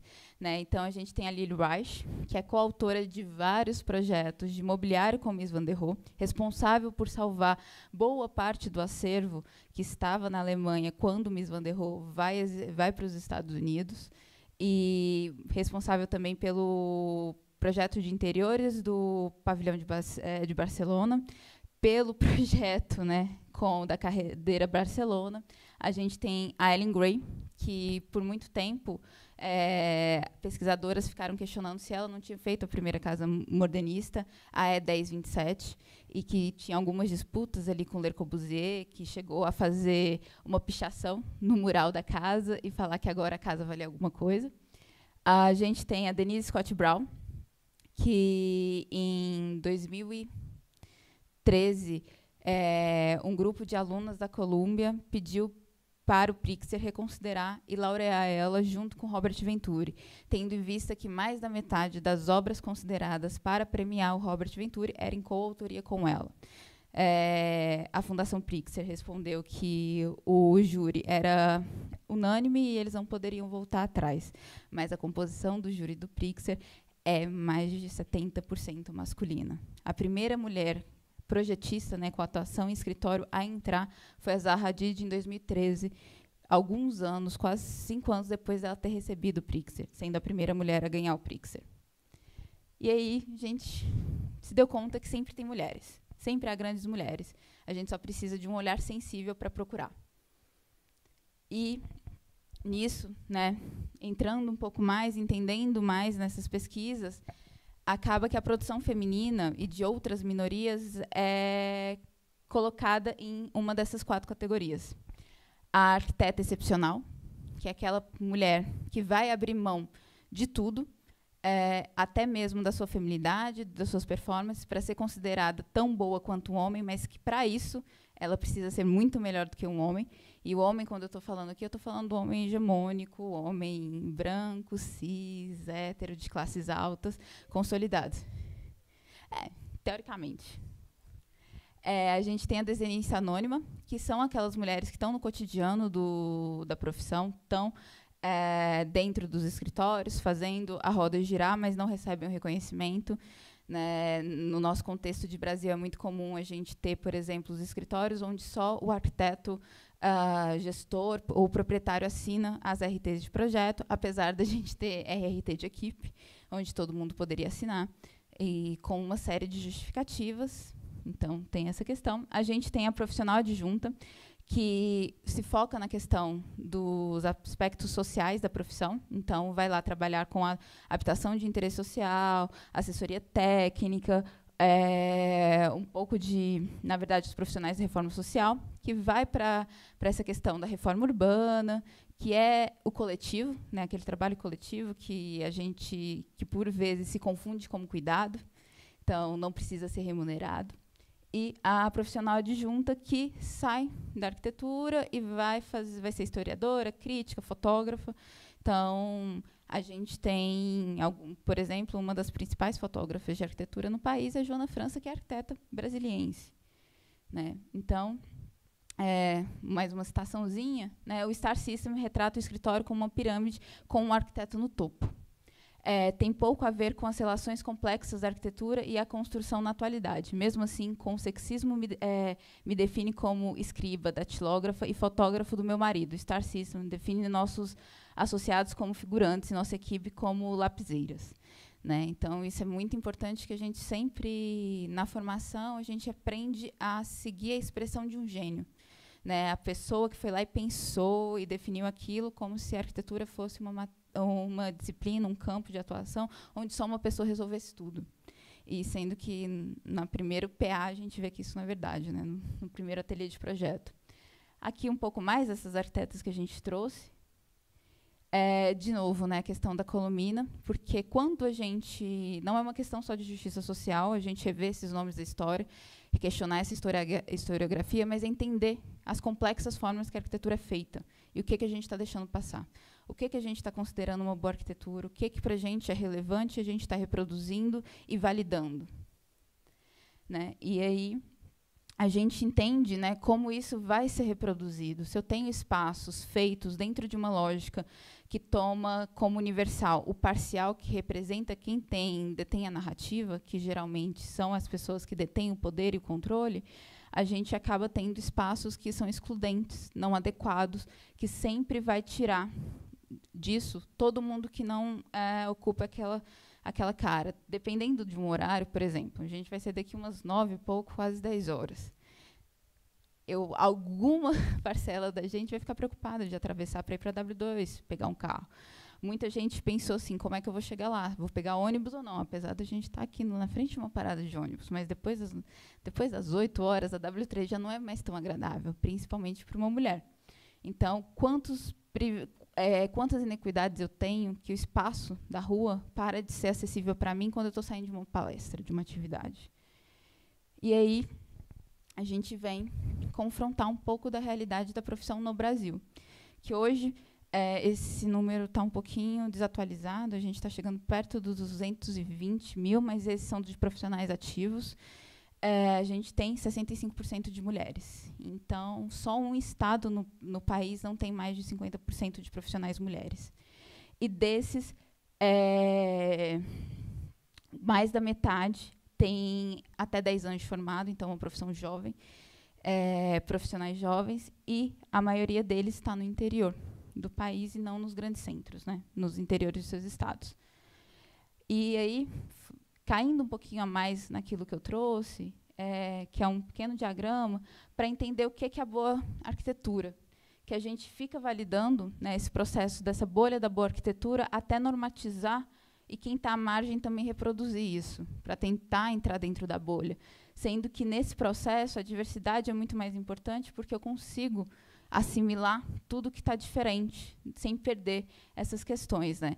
Então, produções historicamente marginalizadas, elas tendem a ser forçadas a ficar dentro desse ideal do universo arquitetônico e a gente tende a apagar. Então, precisa muito desse esforço, desse olhar sensível para questionar o que está sendo colocado. E aí, esse foi um trabalho que a gente fez envolvendo todas as entidades do Colegiado de Entidades de Arquitetura, que é IAB, Sindicato, FENEA, a ASBEA, que é dos escritórios, a BAP, que é de paisagismo, e a BEA, que é de ensino, junto com as arquitetas invisíveis, trazendo alguns dados relevantes, né? Então, 95% dos homens premiados com colar de ouro, que é a principal premiação de arquitetura no país, são homens. Somente 5% são mulheres, e a gente começou a ser premiado em 2018 com a Rosa Clias. Então, e o prêmio existe há mais de 40 anos. A plenária do CalBR é composta por 57% homens. Esse número era bem pior. As arquitetas recebem, em média, 27% a menos do que os homens brancos. Uma arquiteta negra recebe 52% do salário de um arquiteto branco. Quando a gente vai falar sobre a questão do cuidado, o número de mulheres que sentem dificuldade de conciliar a vida profissional com a do cuidado é 15 vezes maior do que a de homens, né? E em casais heteronormativos, 77% dos homens afirmam que a divisão de responsabilidade é equilibrada, enquanto somente 47% das mulheres afirmam o mesmo, né? Então, tem uma discrepância de percepção também do que a gente está achando, do que é difícil para mim, do que é difícil para o outro. Né? E 88% das mulheres acreditam que ter o filho coloca a mulher em desvantagem no exercício da arquitetura. Aqui a gente tem, lembrando, né, que esse foi o primeiro levantamento em 10 anos de existência do CAL, que levava em questão a identidade de gênero e orientação sexual, além da raça. Então, a gente tem que 71% dos profissionais homens se declaram heterossexuais, 27% se declaram homossexuais, mas tem que lembrar que esses números eles podem ser muito maiores por conta da questão das pessoas se sentirem seguras para assumir suas identidades. E aí, esse comparativo entre o IBGE e a PNAD e o censo do CAL. 44% da população brasileira é branco, enquanto 69% dos profissionais são brancos. A gente tem 46% da população se declarando como parda, somente 18% dos arquitetos se declaram como tal. 9% da população brasileira se declara como preta, somente 4% dos arquitetos se declaram dessa forma. Então, ser negra e mulher no Brasil, repetimos, é ser objeto de tripla discriminação, uma vez que os estereótipos gerados pelo racismo e pelo sexismo colocam mais alto nível de opressão, né? Leila Gonzalez. E aí a gente tem, né, a Praia da Hegemonia, né, onde eu sempre não consigo pronunciar o nome da Casey Nancy, que é uma arquiteta americana, que coloca aqui, né, quem está na praia curtindo, né, a praia são os homens brancos, no primeiro ponto ali, né, de baixa profundidade, a gente tem os homens pretos, e depois a gente tem as mulheres brancas nas ondas e as mulheres negras tentando subir para a superfície e também, às vezes, morrendo no fundo, né, desse mar. E aí, só esse comparativo, né, falando de alguns dados da desigualdade, que hoje, em média, né, o salário para uma arquiteta é de 3 salários mínimos, a média, sendo que o piso hoje é 8 salários e meios, o que dá R$11.000. Aqui, eu não vou ler por conta do tempo e tal, mas é um manifesto que a gente recebeu em 2020, muito por conta, motivado pelos ataques, pelo assassinato do George Floyd dos Estados Unidos, onde se questiona o Star System de novo e como todo mundo fez manifestações, mas não mudam seus cotidianos de atuação, dos seus escritórios, não abrem as oportunidades. E aí aqui, a Naila, né, Opiang, ela foi uma designer camponesa que eu conheci quando eu estava em Chicago. E ela deixou exposto ali, né, que a gente tem sempre uma semana final de apresentação de trabalhos, esse pôster que Your Architecture doesn't matter if you don't care about social justice, if you don't care about people, né? Que aí ela gentilmente traduziu para o português para a gente reproduzir algumas vezes, que a arquitetura não importa se a gente não se preocupar com a relevância, com a transformação social, né? Porque a arquitetura a gente tem a função social da arquitetura, do profissional de arquitetura, né? Assim como a gente prega tanto a função social da cidade, do imóvel, a gente tem um compromisso social, né? Então, a arquitetura não importa se eu não estou me importando com pessoas. Aqui eu trago a pesquisa liderada por Raquel, que ela fez em 2018. Foi a primeira pesquisa em português que trazia o perfil de mais de 31 arquitetas negras pelo mundo. Então, foi um trabalho que a gente conseguiu fazer parceria com a ArchiDaily Brasil, ArchiDaily Espanha e ArchiDaily Mundo, para a gente divulgar. E era assustador ver nessas histórias e como as arquitetas negras estão muito mais conscientes do meio que elas estão inseridas do que a gente achando que era um problema de repertório, que era um problema de arquitetas se esforçarem mais para serem publicadas, para fazerem projetos mais interessantes, sendo que é algo sistêmico de eu ter mais confiança quando for um homem, de eu ter mais confiança quando é uma pessoa branca, uma pessoa não branca me passa um receio, né? Quais são as oportunidades que a gente tem, quem está sendo premiado.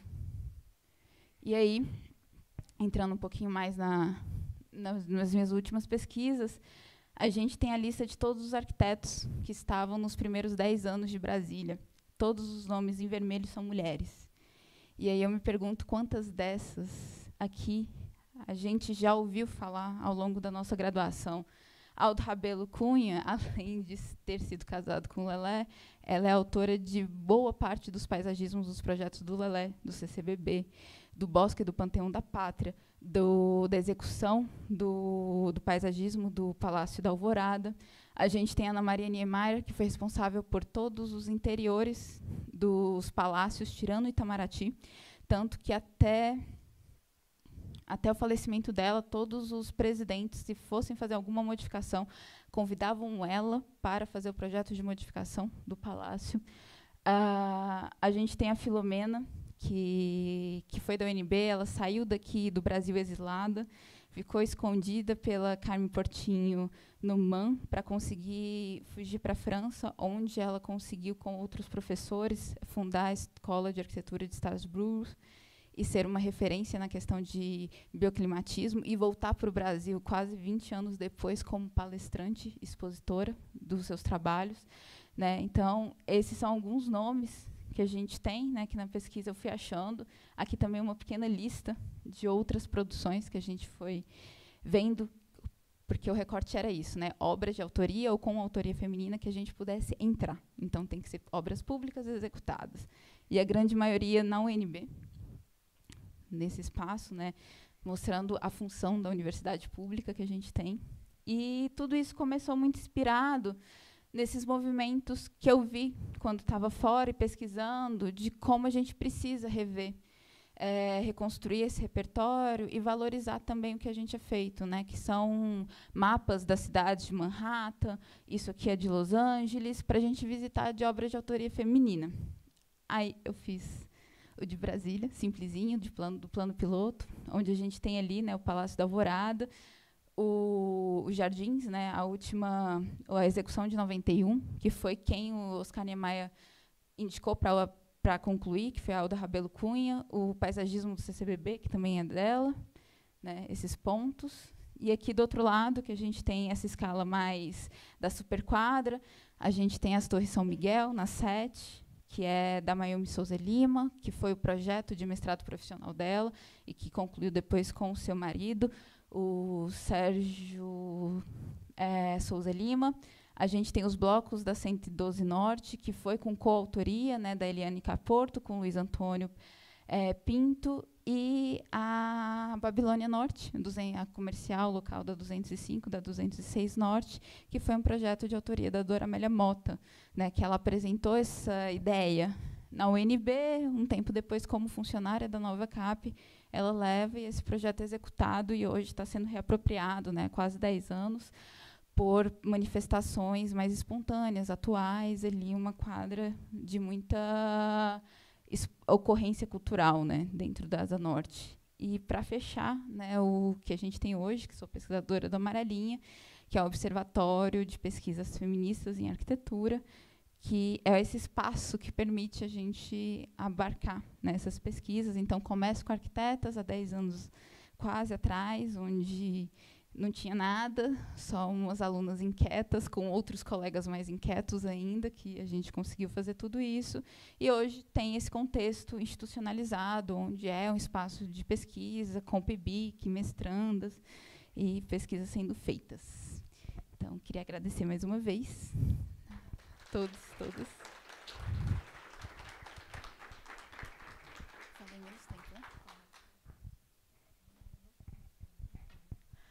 Bom, gente, queria chamar então o Murra e a Luísa para poder sentar aqui rapidinho. E a gente tem um tempinho ainda breve, mas ainda temos para perguntas.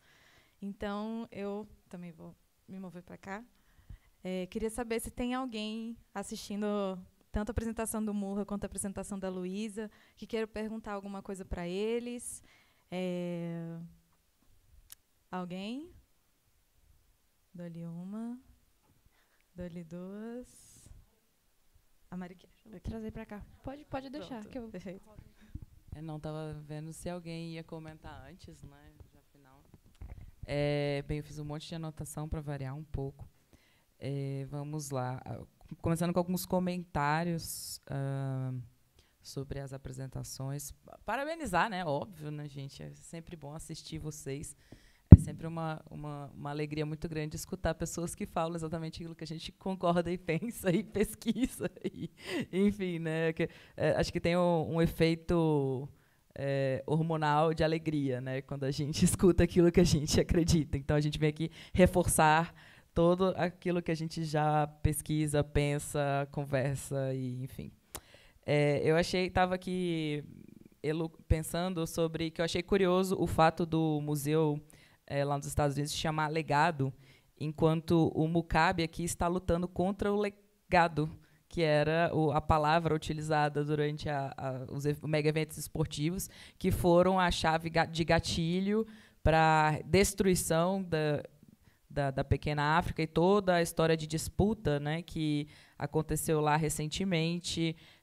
Não que não houvesse disputas anteriores, né, mas assim, até o momento dos mega eventos esportivos, ali era um local apenas criminalizado e que, por muitas vezes, a gente escutou que essas obras seriam de revitalização, ou seja, a vida que está ali, ela não existe, então, por causa disso, a gente vai matá-la e trazer uma outra vida, né, e trazer uma higienização e embranquecimento para o local. Então, achei engraçado assim, esse momento do termo legado ser utilizado com dois vieses, né, em cada país, com um contexto, né, exatamente do lado oposto. E aí, sobre esse tema, eu lembro que eu acompanhei até os meus estudos uma parte da disputa que estava acontecendo lá, mas aí enfim, fui pesquisar outras coisas, e aí eu fiquei curiosa de saber como é que está a situação da pequena África agora e com a relação do museu com o espaço público, né? Porque eu costumo dizer que aquela área portuária ali do Rio de Janeiro é uma lasanha de história, né? Você tem o antigo porto, aí colocaram o Porto Novo, aí depois colocaram os empreendimentos do Porto Maravilha, então você tem ali camadas e camadas de história brasileira sobrepostas e, né, disputando o mesmo espaço, porque eu lembro que tinha nos galpões antigos, ali próximo da Perimetral, tinham muitas escolas de samba que eram das categorias inferiores, né, e elas ficaram, né, para onde elas foram, né, uma coisa que até hoje eu não estou sabendo o que aconteceu, e principalmente com a cultura do samba que vivia e sobrevivia daquele local, né? Como o Murra comentou muito bem, né? Cultura marginalizada, então como era o espaço que ninguém queria, se apropriou daquele espaço. E como é que está lá agora, né? Porque eu não consegui mais ir no Rio e ver como é que está essa situação.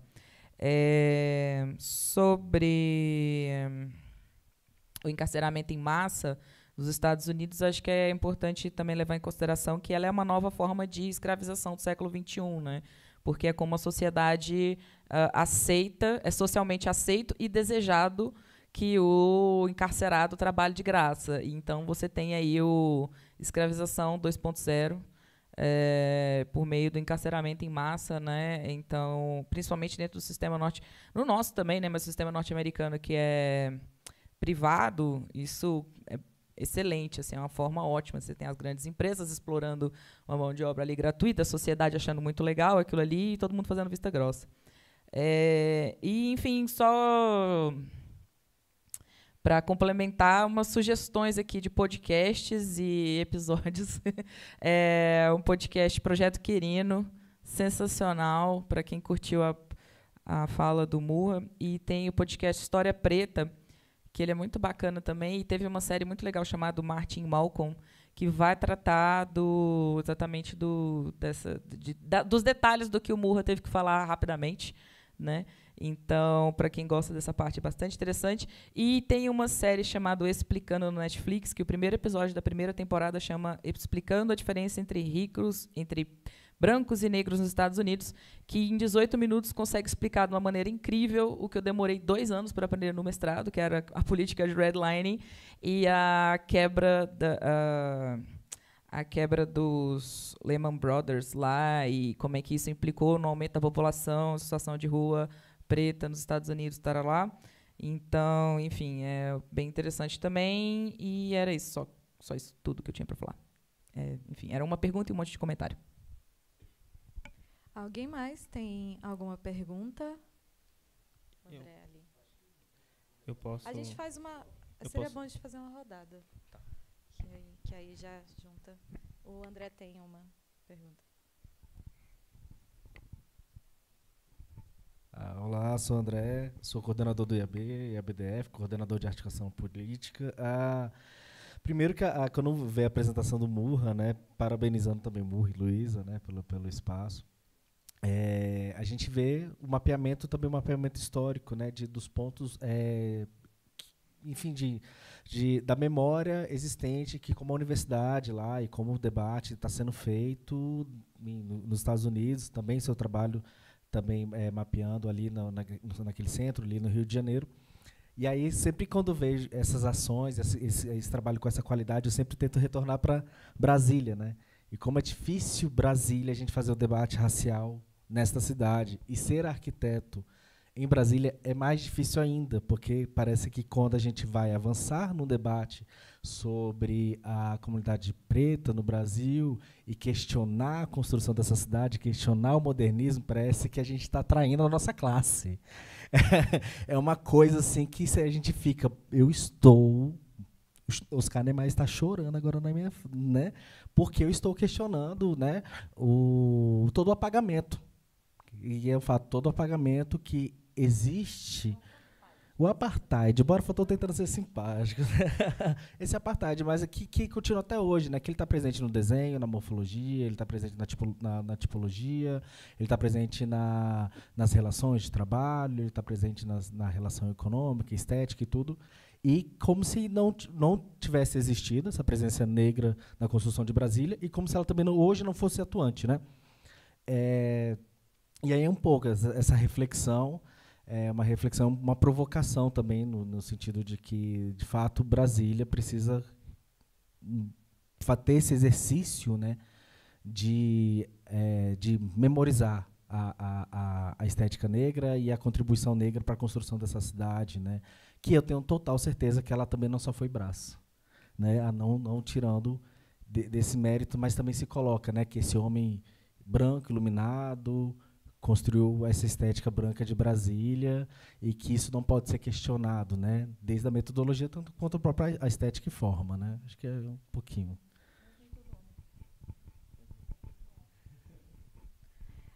Gente, a gente tem mais espaço para mais uma pergunta para a gente fechar a rodada. Alguém mais?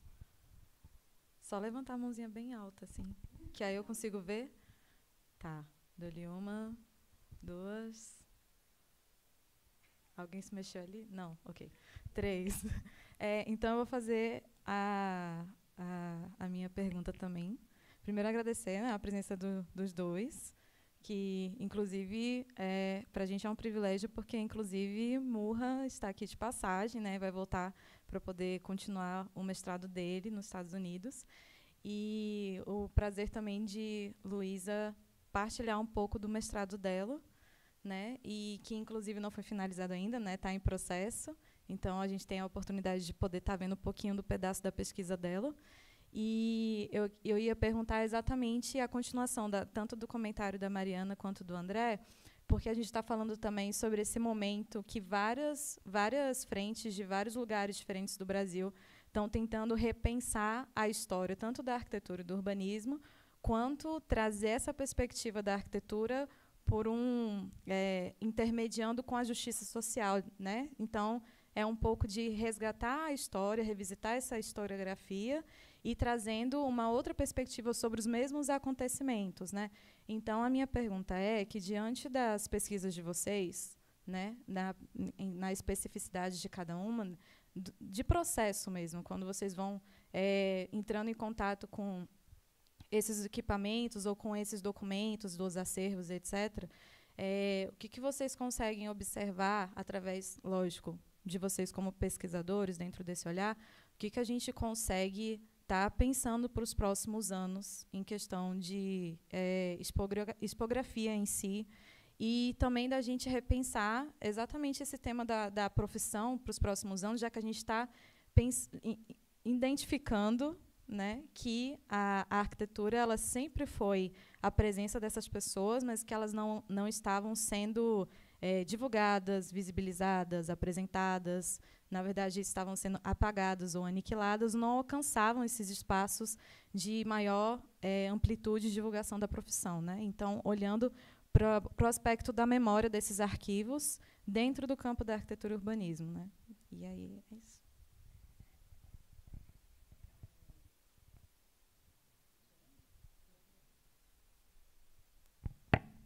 Está funcionando agora. Eu acho que eu vou focar um pouco nessa questão que a Raquel trouxe, e também nesse processo que a gente precisa lembrar que teve muitas intenções de Brasília ser como ela é, né? Então, a frase que fecha o relatório do plano piloto é Brasília, cidade arco secular, sonho do patriarca rodoviarista. Então, isso resume bastante coisa. Onde o carro tem mais lugar do que as pessoas e onde o patriarca é quem pode ser o sujeito dessa cidade. E essa frase, de poucas palavras, a gente consegue entender quem era a pessoa que estava em mente, quem era o universal que estava em mente ali.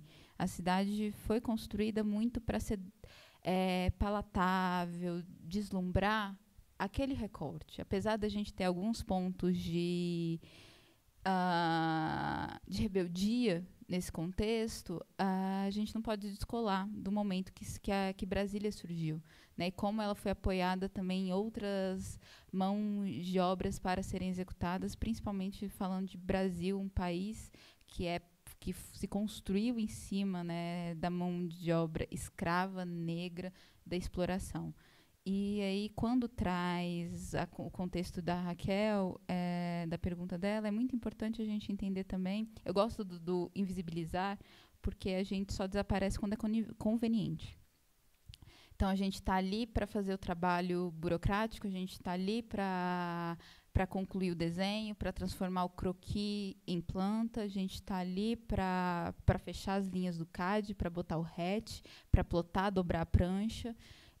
Mas a gente não está ali para assinar o projeto, a gente não está ali para tirar RRT, a gente não está ali para aparecer como arquiteto associado. Então, a gente tem que existir para tudo isso acontecer e tem que ficar muito, muito por fora. Então, disputar essa questão, né, das narrativas e questionar essa historiografia, nesse momento que a gente está conseguindo ter uma rede, ter ressonância e ter movimentações a partir de um contexto de muita levante dessa extrema-direita que queria conservar as coisas como eram, o que eu vejo por aí é que a coisa vai ser um pouco ladeira abaixo, porque a gente já, agora falando do recorte de mulheres, a gente já conseguiu as nossas laureadas com colar de ouro. Por que eu quero mais? A gente já conseguiu um ano, todas as entidades de arquitetura tiveram presidentes mulheres, isso falando a nível nacional. Por que eu quero que continue? A gente já teve já dobrou o número de conselheiras. Por que eu quero mais? Por que vocês estão querendo mais? E aí, quando a gente tem, né, e, de novo, acho que é importante ressaltar o papel das duas, do CAL como autarquia e do IAB como entidade, do CAL, no momento que abre um edital de uma chamada pública, e a gente tem uma proposta do IAB, que é essa, que em todo momento colocou ali que a gente ia questionar essas narrativas, né? A gente está aqui hoje para isso, novas narrativas. E isso foi validado, foi reconhecido dentro desse contexto. E só que precisa continuar, precisa rodar isso, né? A gente precisa ter esses movimentos que tem um prejuízo de uma pandemia que a gente não está considerando também, de uma mudança de uma escola, da inserção dessas pessoas na universidade pública, na manutenção dessas pessoas numa universidade pública.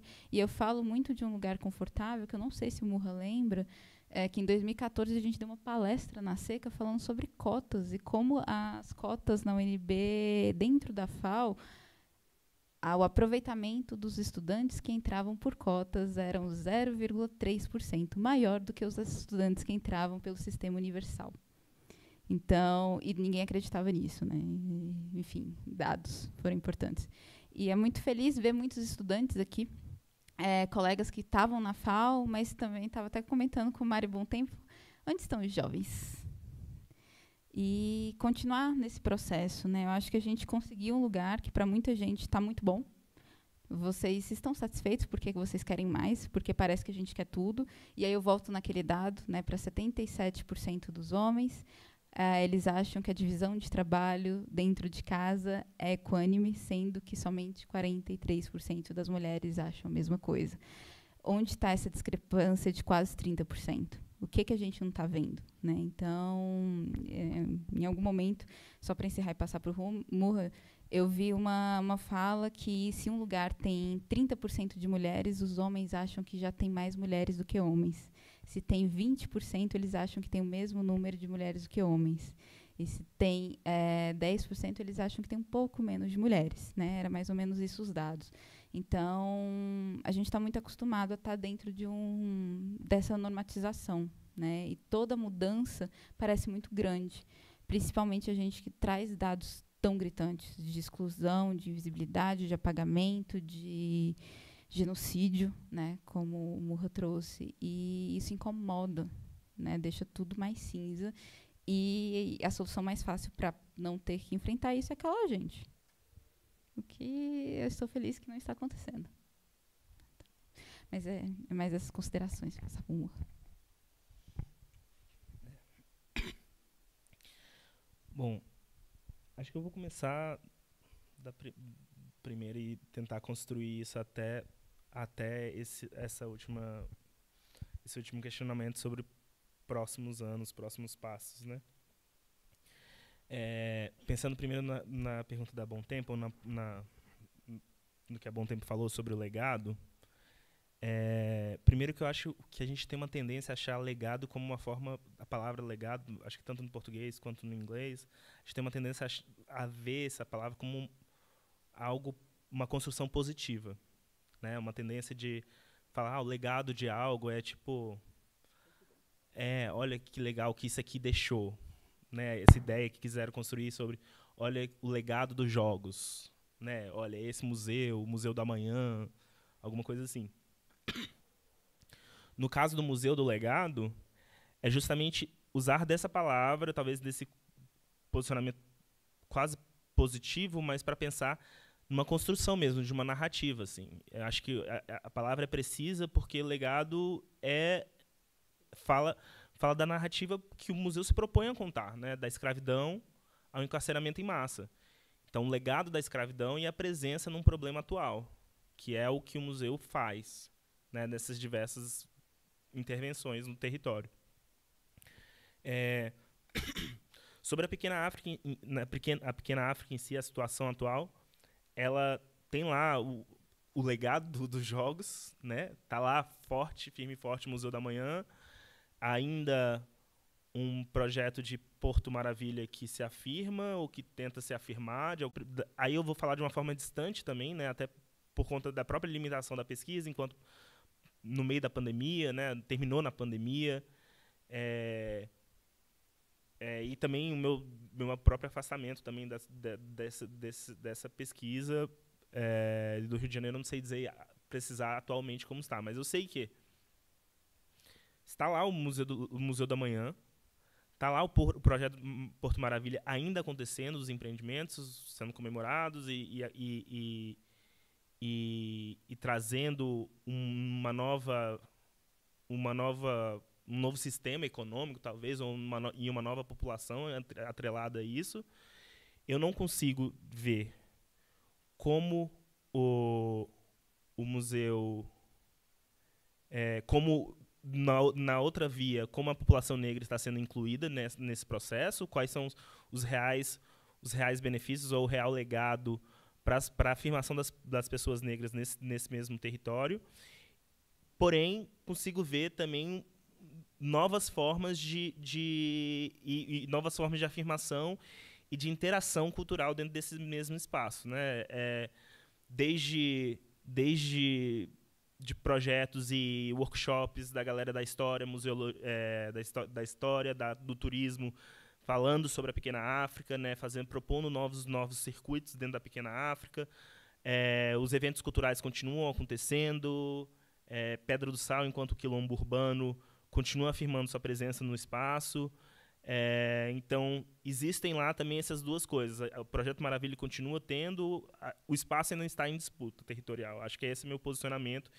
Aí eu precisaria, talvez, mais informação, alguém com muito mais conhecimento, muito mais vivência atual no espaço para pensar, né, nesses possíveis, nessa atualidade. Voltando aos Estados Unidos, em termos do encarceramento em massa enquanto problema, porque aqui tem várias coisas que vão estar na dissertação, quem tiver interesse está no repositório da UNB, várias outras informações, mas sim, o legado também porque a escravidão nos Estados Unidos existe a 13ª emenda, a escravidão acaba menos em situação de punição. Então, a escravidão é legalizada desde que essa pessoa esteja sendo punida. Então, essa ideia do excesso de punitivismo e o legado que conta é justamente essa historinha, como uma coisa virou outra coisa, que virou outra coisa, para que se permita que as pessoas continuem sendo escravizadas e o sistema continue girando da mesma forma. Com uma nova máscara, né, você falou 2.1, mas talvez seja, sei lá, 4 ponto alguma coisa. Pensando no Rio de Janeiro, voltando ao Rio de Janeiro e esse mapeamento, né, desses espaços negros, novamente, minha pesquisa dá também os créditos, né, parte desses mapeamentos também me baseei muito no trabalho da Stephanie Silva, que faz se não me engano, a cartografia do invisível, que também vai pensar nos espaços, não só os espaços que já estão inseridos no circuito, mas outros espaços que ficam de fora, mas que representam ali, são partes integrantes dessa sociabilidade negra e que constroem esse espaço enquanto Pequena África, enquanto território negro. E concordo que Brasília tem uma rica história negra, desde a construção, provavelmente antes da construção, e que também eu sinto de algumas formas como você, assim, como você levantou, assim, essa ideia de você contestar a estrutura urbanística, arquitetônica do plano piloto, ou tentar racializar essa discussão, por princípio, você negar de alguma forma essa mesma construção. E aí fica essa ideia de que somos nós, ou eu no meu caso, aluno cotista da UNB, formado na UNB, mestrado na UNB, e pensar nessa crítica a Brasília é quase também como se, sabe, me dá esse título aqui que você não merece, criticando Brasília, assim. Mas também ouvi na própria instituição da UNB uma abertura muito gigantesca a novos pensamentos, e eu acho isso muito, muito incrível para olhar a UNB que eu entrei, olhar a UNB que eu visito hoje, olhar a UNB que eu me formei no mestrado, assim. Acho que a história de Brasília precisa ser contada de uma forma racial para entender também os pontos e tem uma coisa interessante que é pensar que Brasília veio antes de Brasília era Rio de Janeiro também. né? E quais são as identidades que foram negadas, que existiam no Rio e que foram negadas aqui. Identidades não só pessoal, de população, mas identidades culturais de cidade. Assim. Quais as identidades urbanas que foram negadas a Brasília? Ou que foram segregadas em Brasília, né? Que foram botadas para outro espaço. E, para concluir, pensando nos próximos anos, assim, acho que o meu pensamento... e aí eu vou falar um pouco sobre Brasília, mas assim, sobre a profissão mesmo, assim. Que a gente já tem hoje um resultado das ações afirmativas, das cotas, né? A gente já tem a presença de professores, de pessoas no acervo nacional, pessoas, homens, mulheres, principalmente mulheres muito fodas, que são também produtos das cotas, que já estão tomando mercado, já estão se posicionando. Eu, Raquel, que já somos profissionais formados pelas cotas, e eu acho que isso, por si só, é um impacto contínuo e espero sem volta, sem retrocesso. Então, a perspectiva que eu tenho é positiva, mas eu acho que ela não é natural. Ela não é uma coisa que vai acontecer naturalmente, ela não é uma coisa que, se deixar aí, ela vai continuar. Eu acho que espaços como esse de conversa são muito importantes para a gente repensar, inclusive, os espaços que a gente tem e os cânones que a gente...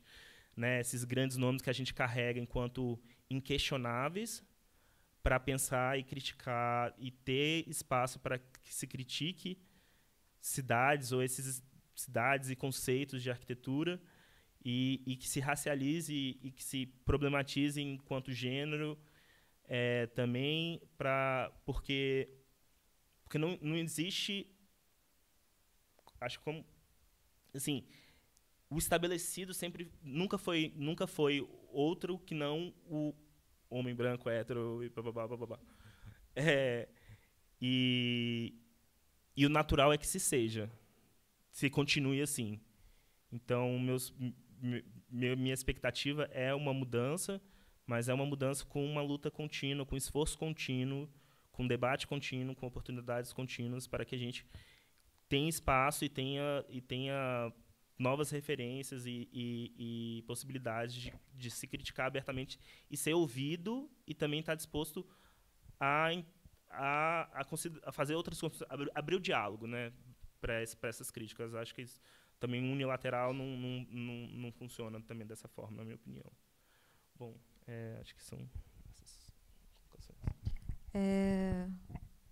Bom, gente, acho que a gente chegou no nosso horário, né? Eu queria primeiro agradecer a presença de vocês dois, pela oportunidade da gente poder ver a pesquisa de ambos, né? Eu espero que seja uma pesquisa de anos aí, porque, como o Murra falou, como a gente tem a Luísa também, são pesquisas que estão tentando pensar o futuro da profissão, do campo da arquitetura, de como a gente revisita historiografia, de como a gente pensa, possivelmente, planejamento urbano das cidades, equipamentos urbanos também, e que vai ser muito relevante daqui para frente, e como está sendo agora também, né? Então, gente, eu queria pedir uma salva de palmas para a Luísa e para o Murra. E antes da gente encerrar, finalmente, vocês receberam, todo mundo pegou um númerozinho, certo? E a gente tem a Cecília, que ela vai fazer o sorteio agora. Então, assim, vai ser meio difícil alguém não levar um livro para casa. São vários, então vão torcendo aí, porque agora é o sorteio. Vocês, por favor, se vocês quiserem beber água, gente, fiquem à vontade, sentar também. E tá. E aí eu vou passar para a Cecília agora, que ela vai fazer o sorteio, viu? Gente, quem quiser ficar depois, a gente vai tirar uma fotinha aqui na frente, tá bom? Caso vocês queiram aparecer de todo jeito. A gente não tá muito profissional, vai ser aqui no meu celular, tá bom? Só para avisar vocês, na latinha tinha um número de 1 a 50. Alguém não tem ainda um número? Todo mundo pegou? Você quer um? Raquel, você pegou também? Você pode? Ah, então tá bom. E aí eu vou colocar aqui que a gente colocou números de 1 a 50 lá dentro. Provavelmente não pegaram todos, sobraram alguns números. Então, se ninguém ganhar também, a gente repete até ter alguém. Mas é isso aqui, ó. Sortear agora. Primeiro número é o 22.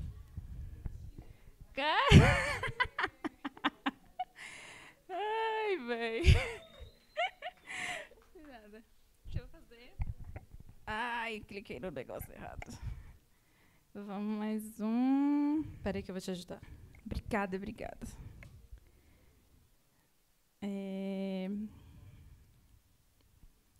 Outro número, 23. Ninguém foi o 23? Vou sortear de novo, então. Sortear sem repetir o resultado. Sortear agora. 38. Caraca. Ninguém pegou. Número 2. Alguém tá com 2? Ganhou livrinhos. Gente, só para falar, na verdade, a gente vai sortear, são 5 desses daqui, que é o Visões de Brasília, foi um livro feito comemorativo aos 45 anos de AB no DF. A gente tem 2, acho que são 2 ou 3 desse aqui, que é um livrinho técnico sobre o Centro Tecnológico do Lelé. E a gente tem 2 desse aqui, do Atos Bucão, que é um catálogo.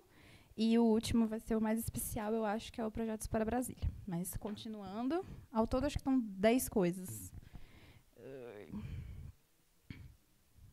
Sortear sem repetir. 26. Ninguém pegou 26. Meu Deus. Vocês selecionaram muito os números de vocês. 45. Vou indo. 24. Agora foi.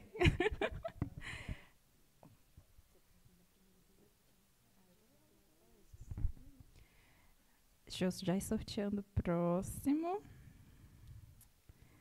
12. Alguém tá com 12? Pronto. Eu também acho.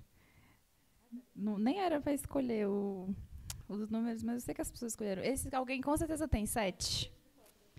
Ninguém pegou 7. Meu Deus. Mais um. 41. Alguém tá com 41? 41. Foi o Léo.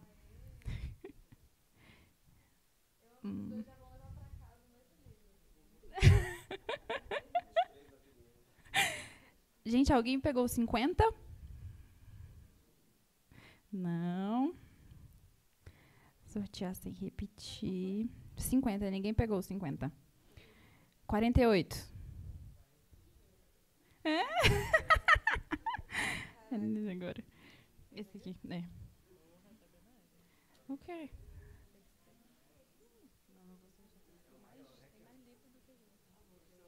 Poxa vida. Vou sortear agora. 3. Eu achei que era a Thalita já de novo. Já estava aqui. Que é isso, cara? Sortear sem repetir. 40. Gente do céu, vocês estão muito azarados. Caramba. 29. É marmelada. É marmelada.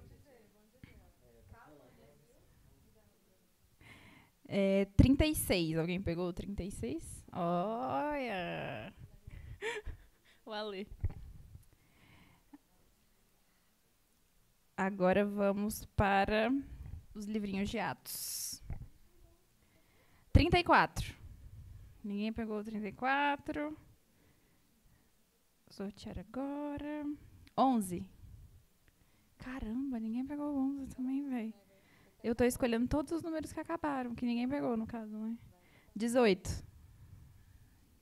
Ninguém pegou 18. Tá, 10. Pronto.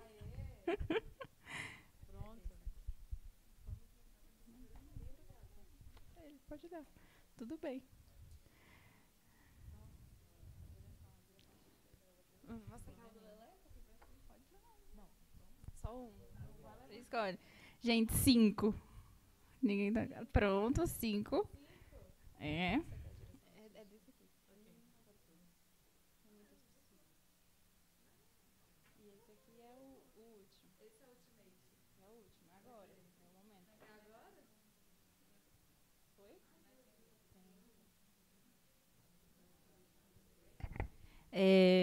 Vai ser o último, que é o maioral de todos. E é o número 42. Ninguém tá com 42. Vamos lá de novo. Tá difícil. 49. Caramba! De novo. 39. Nossa! O meu é 33, eu queria muito que fosse meu número. 4.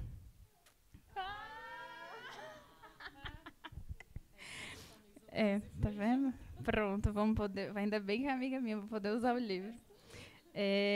Gente, muitíssimo obrigada pela participação de todo mundo. Caso alguém ainda precise do QR Code certificado, ele continua lá na mesa. Depois, quando vocês estiverem indo embora, deixa o papelzinho aqui, tá bom? Vou deixar nessa cadeira aqui do canto. E é isso, muito obrigada. Boa noite, gente. 34, 43. Mas aparece lá depois que a gente dá algum pra você. Tá bom. Gente, quem quiser aparecer na foto, por favor, venha para cá. A gente vai tirar com os nossos palestrantes.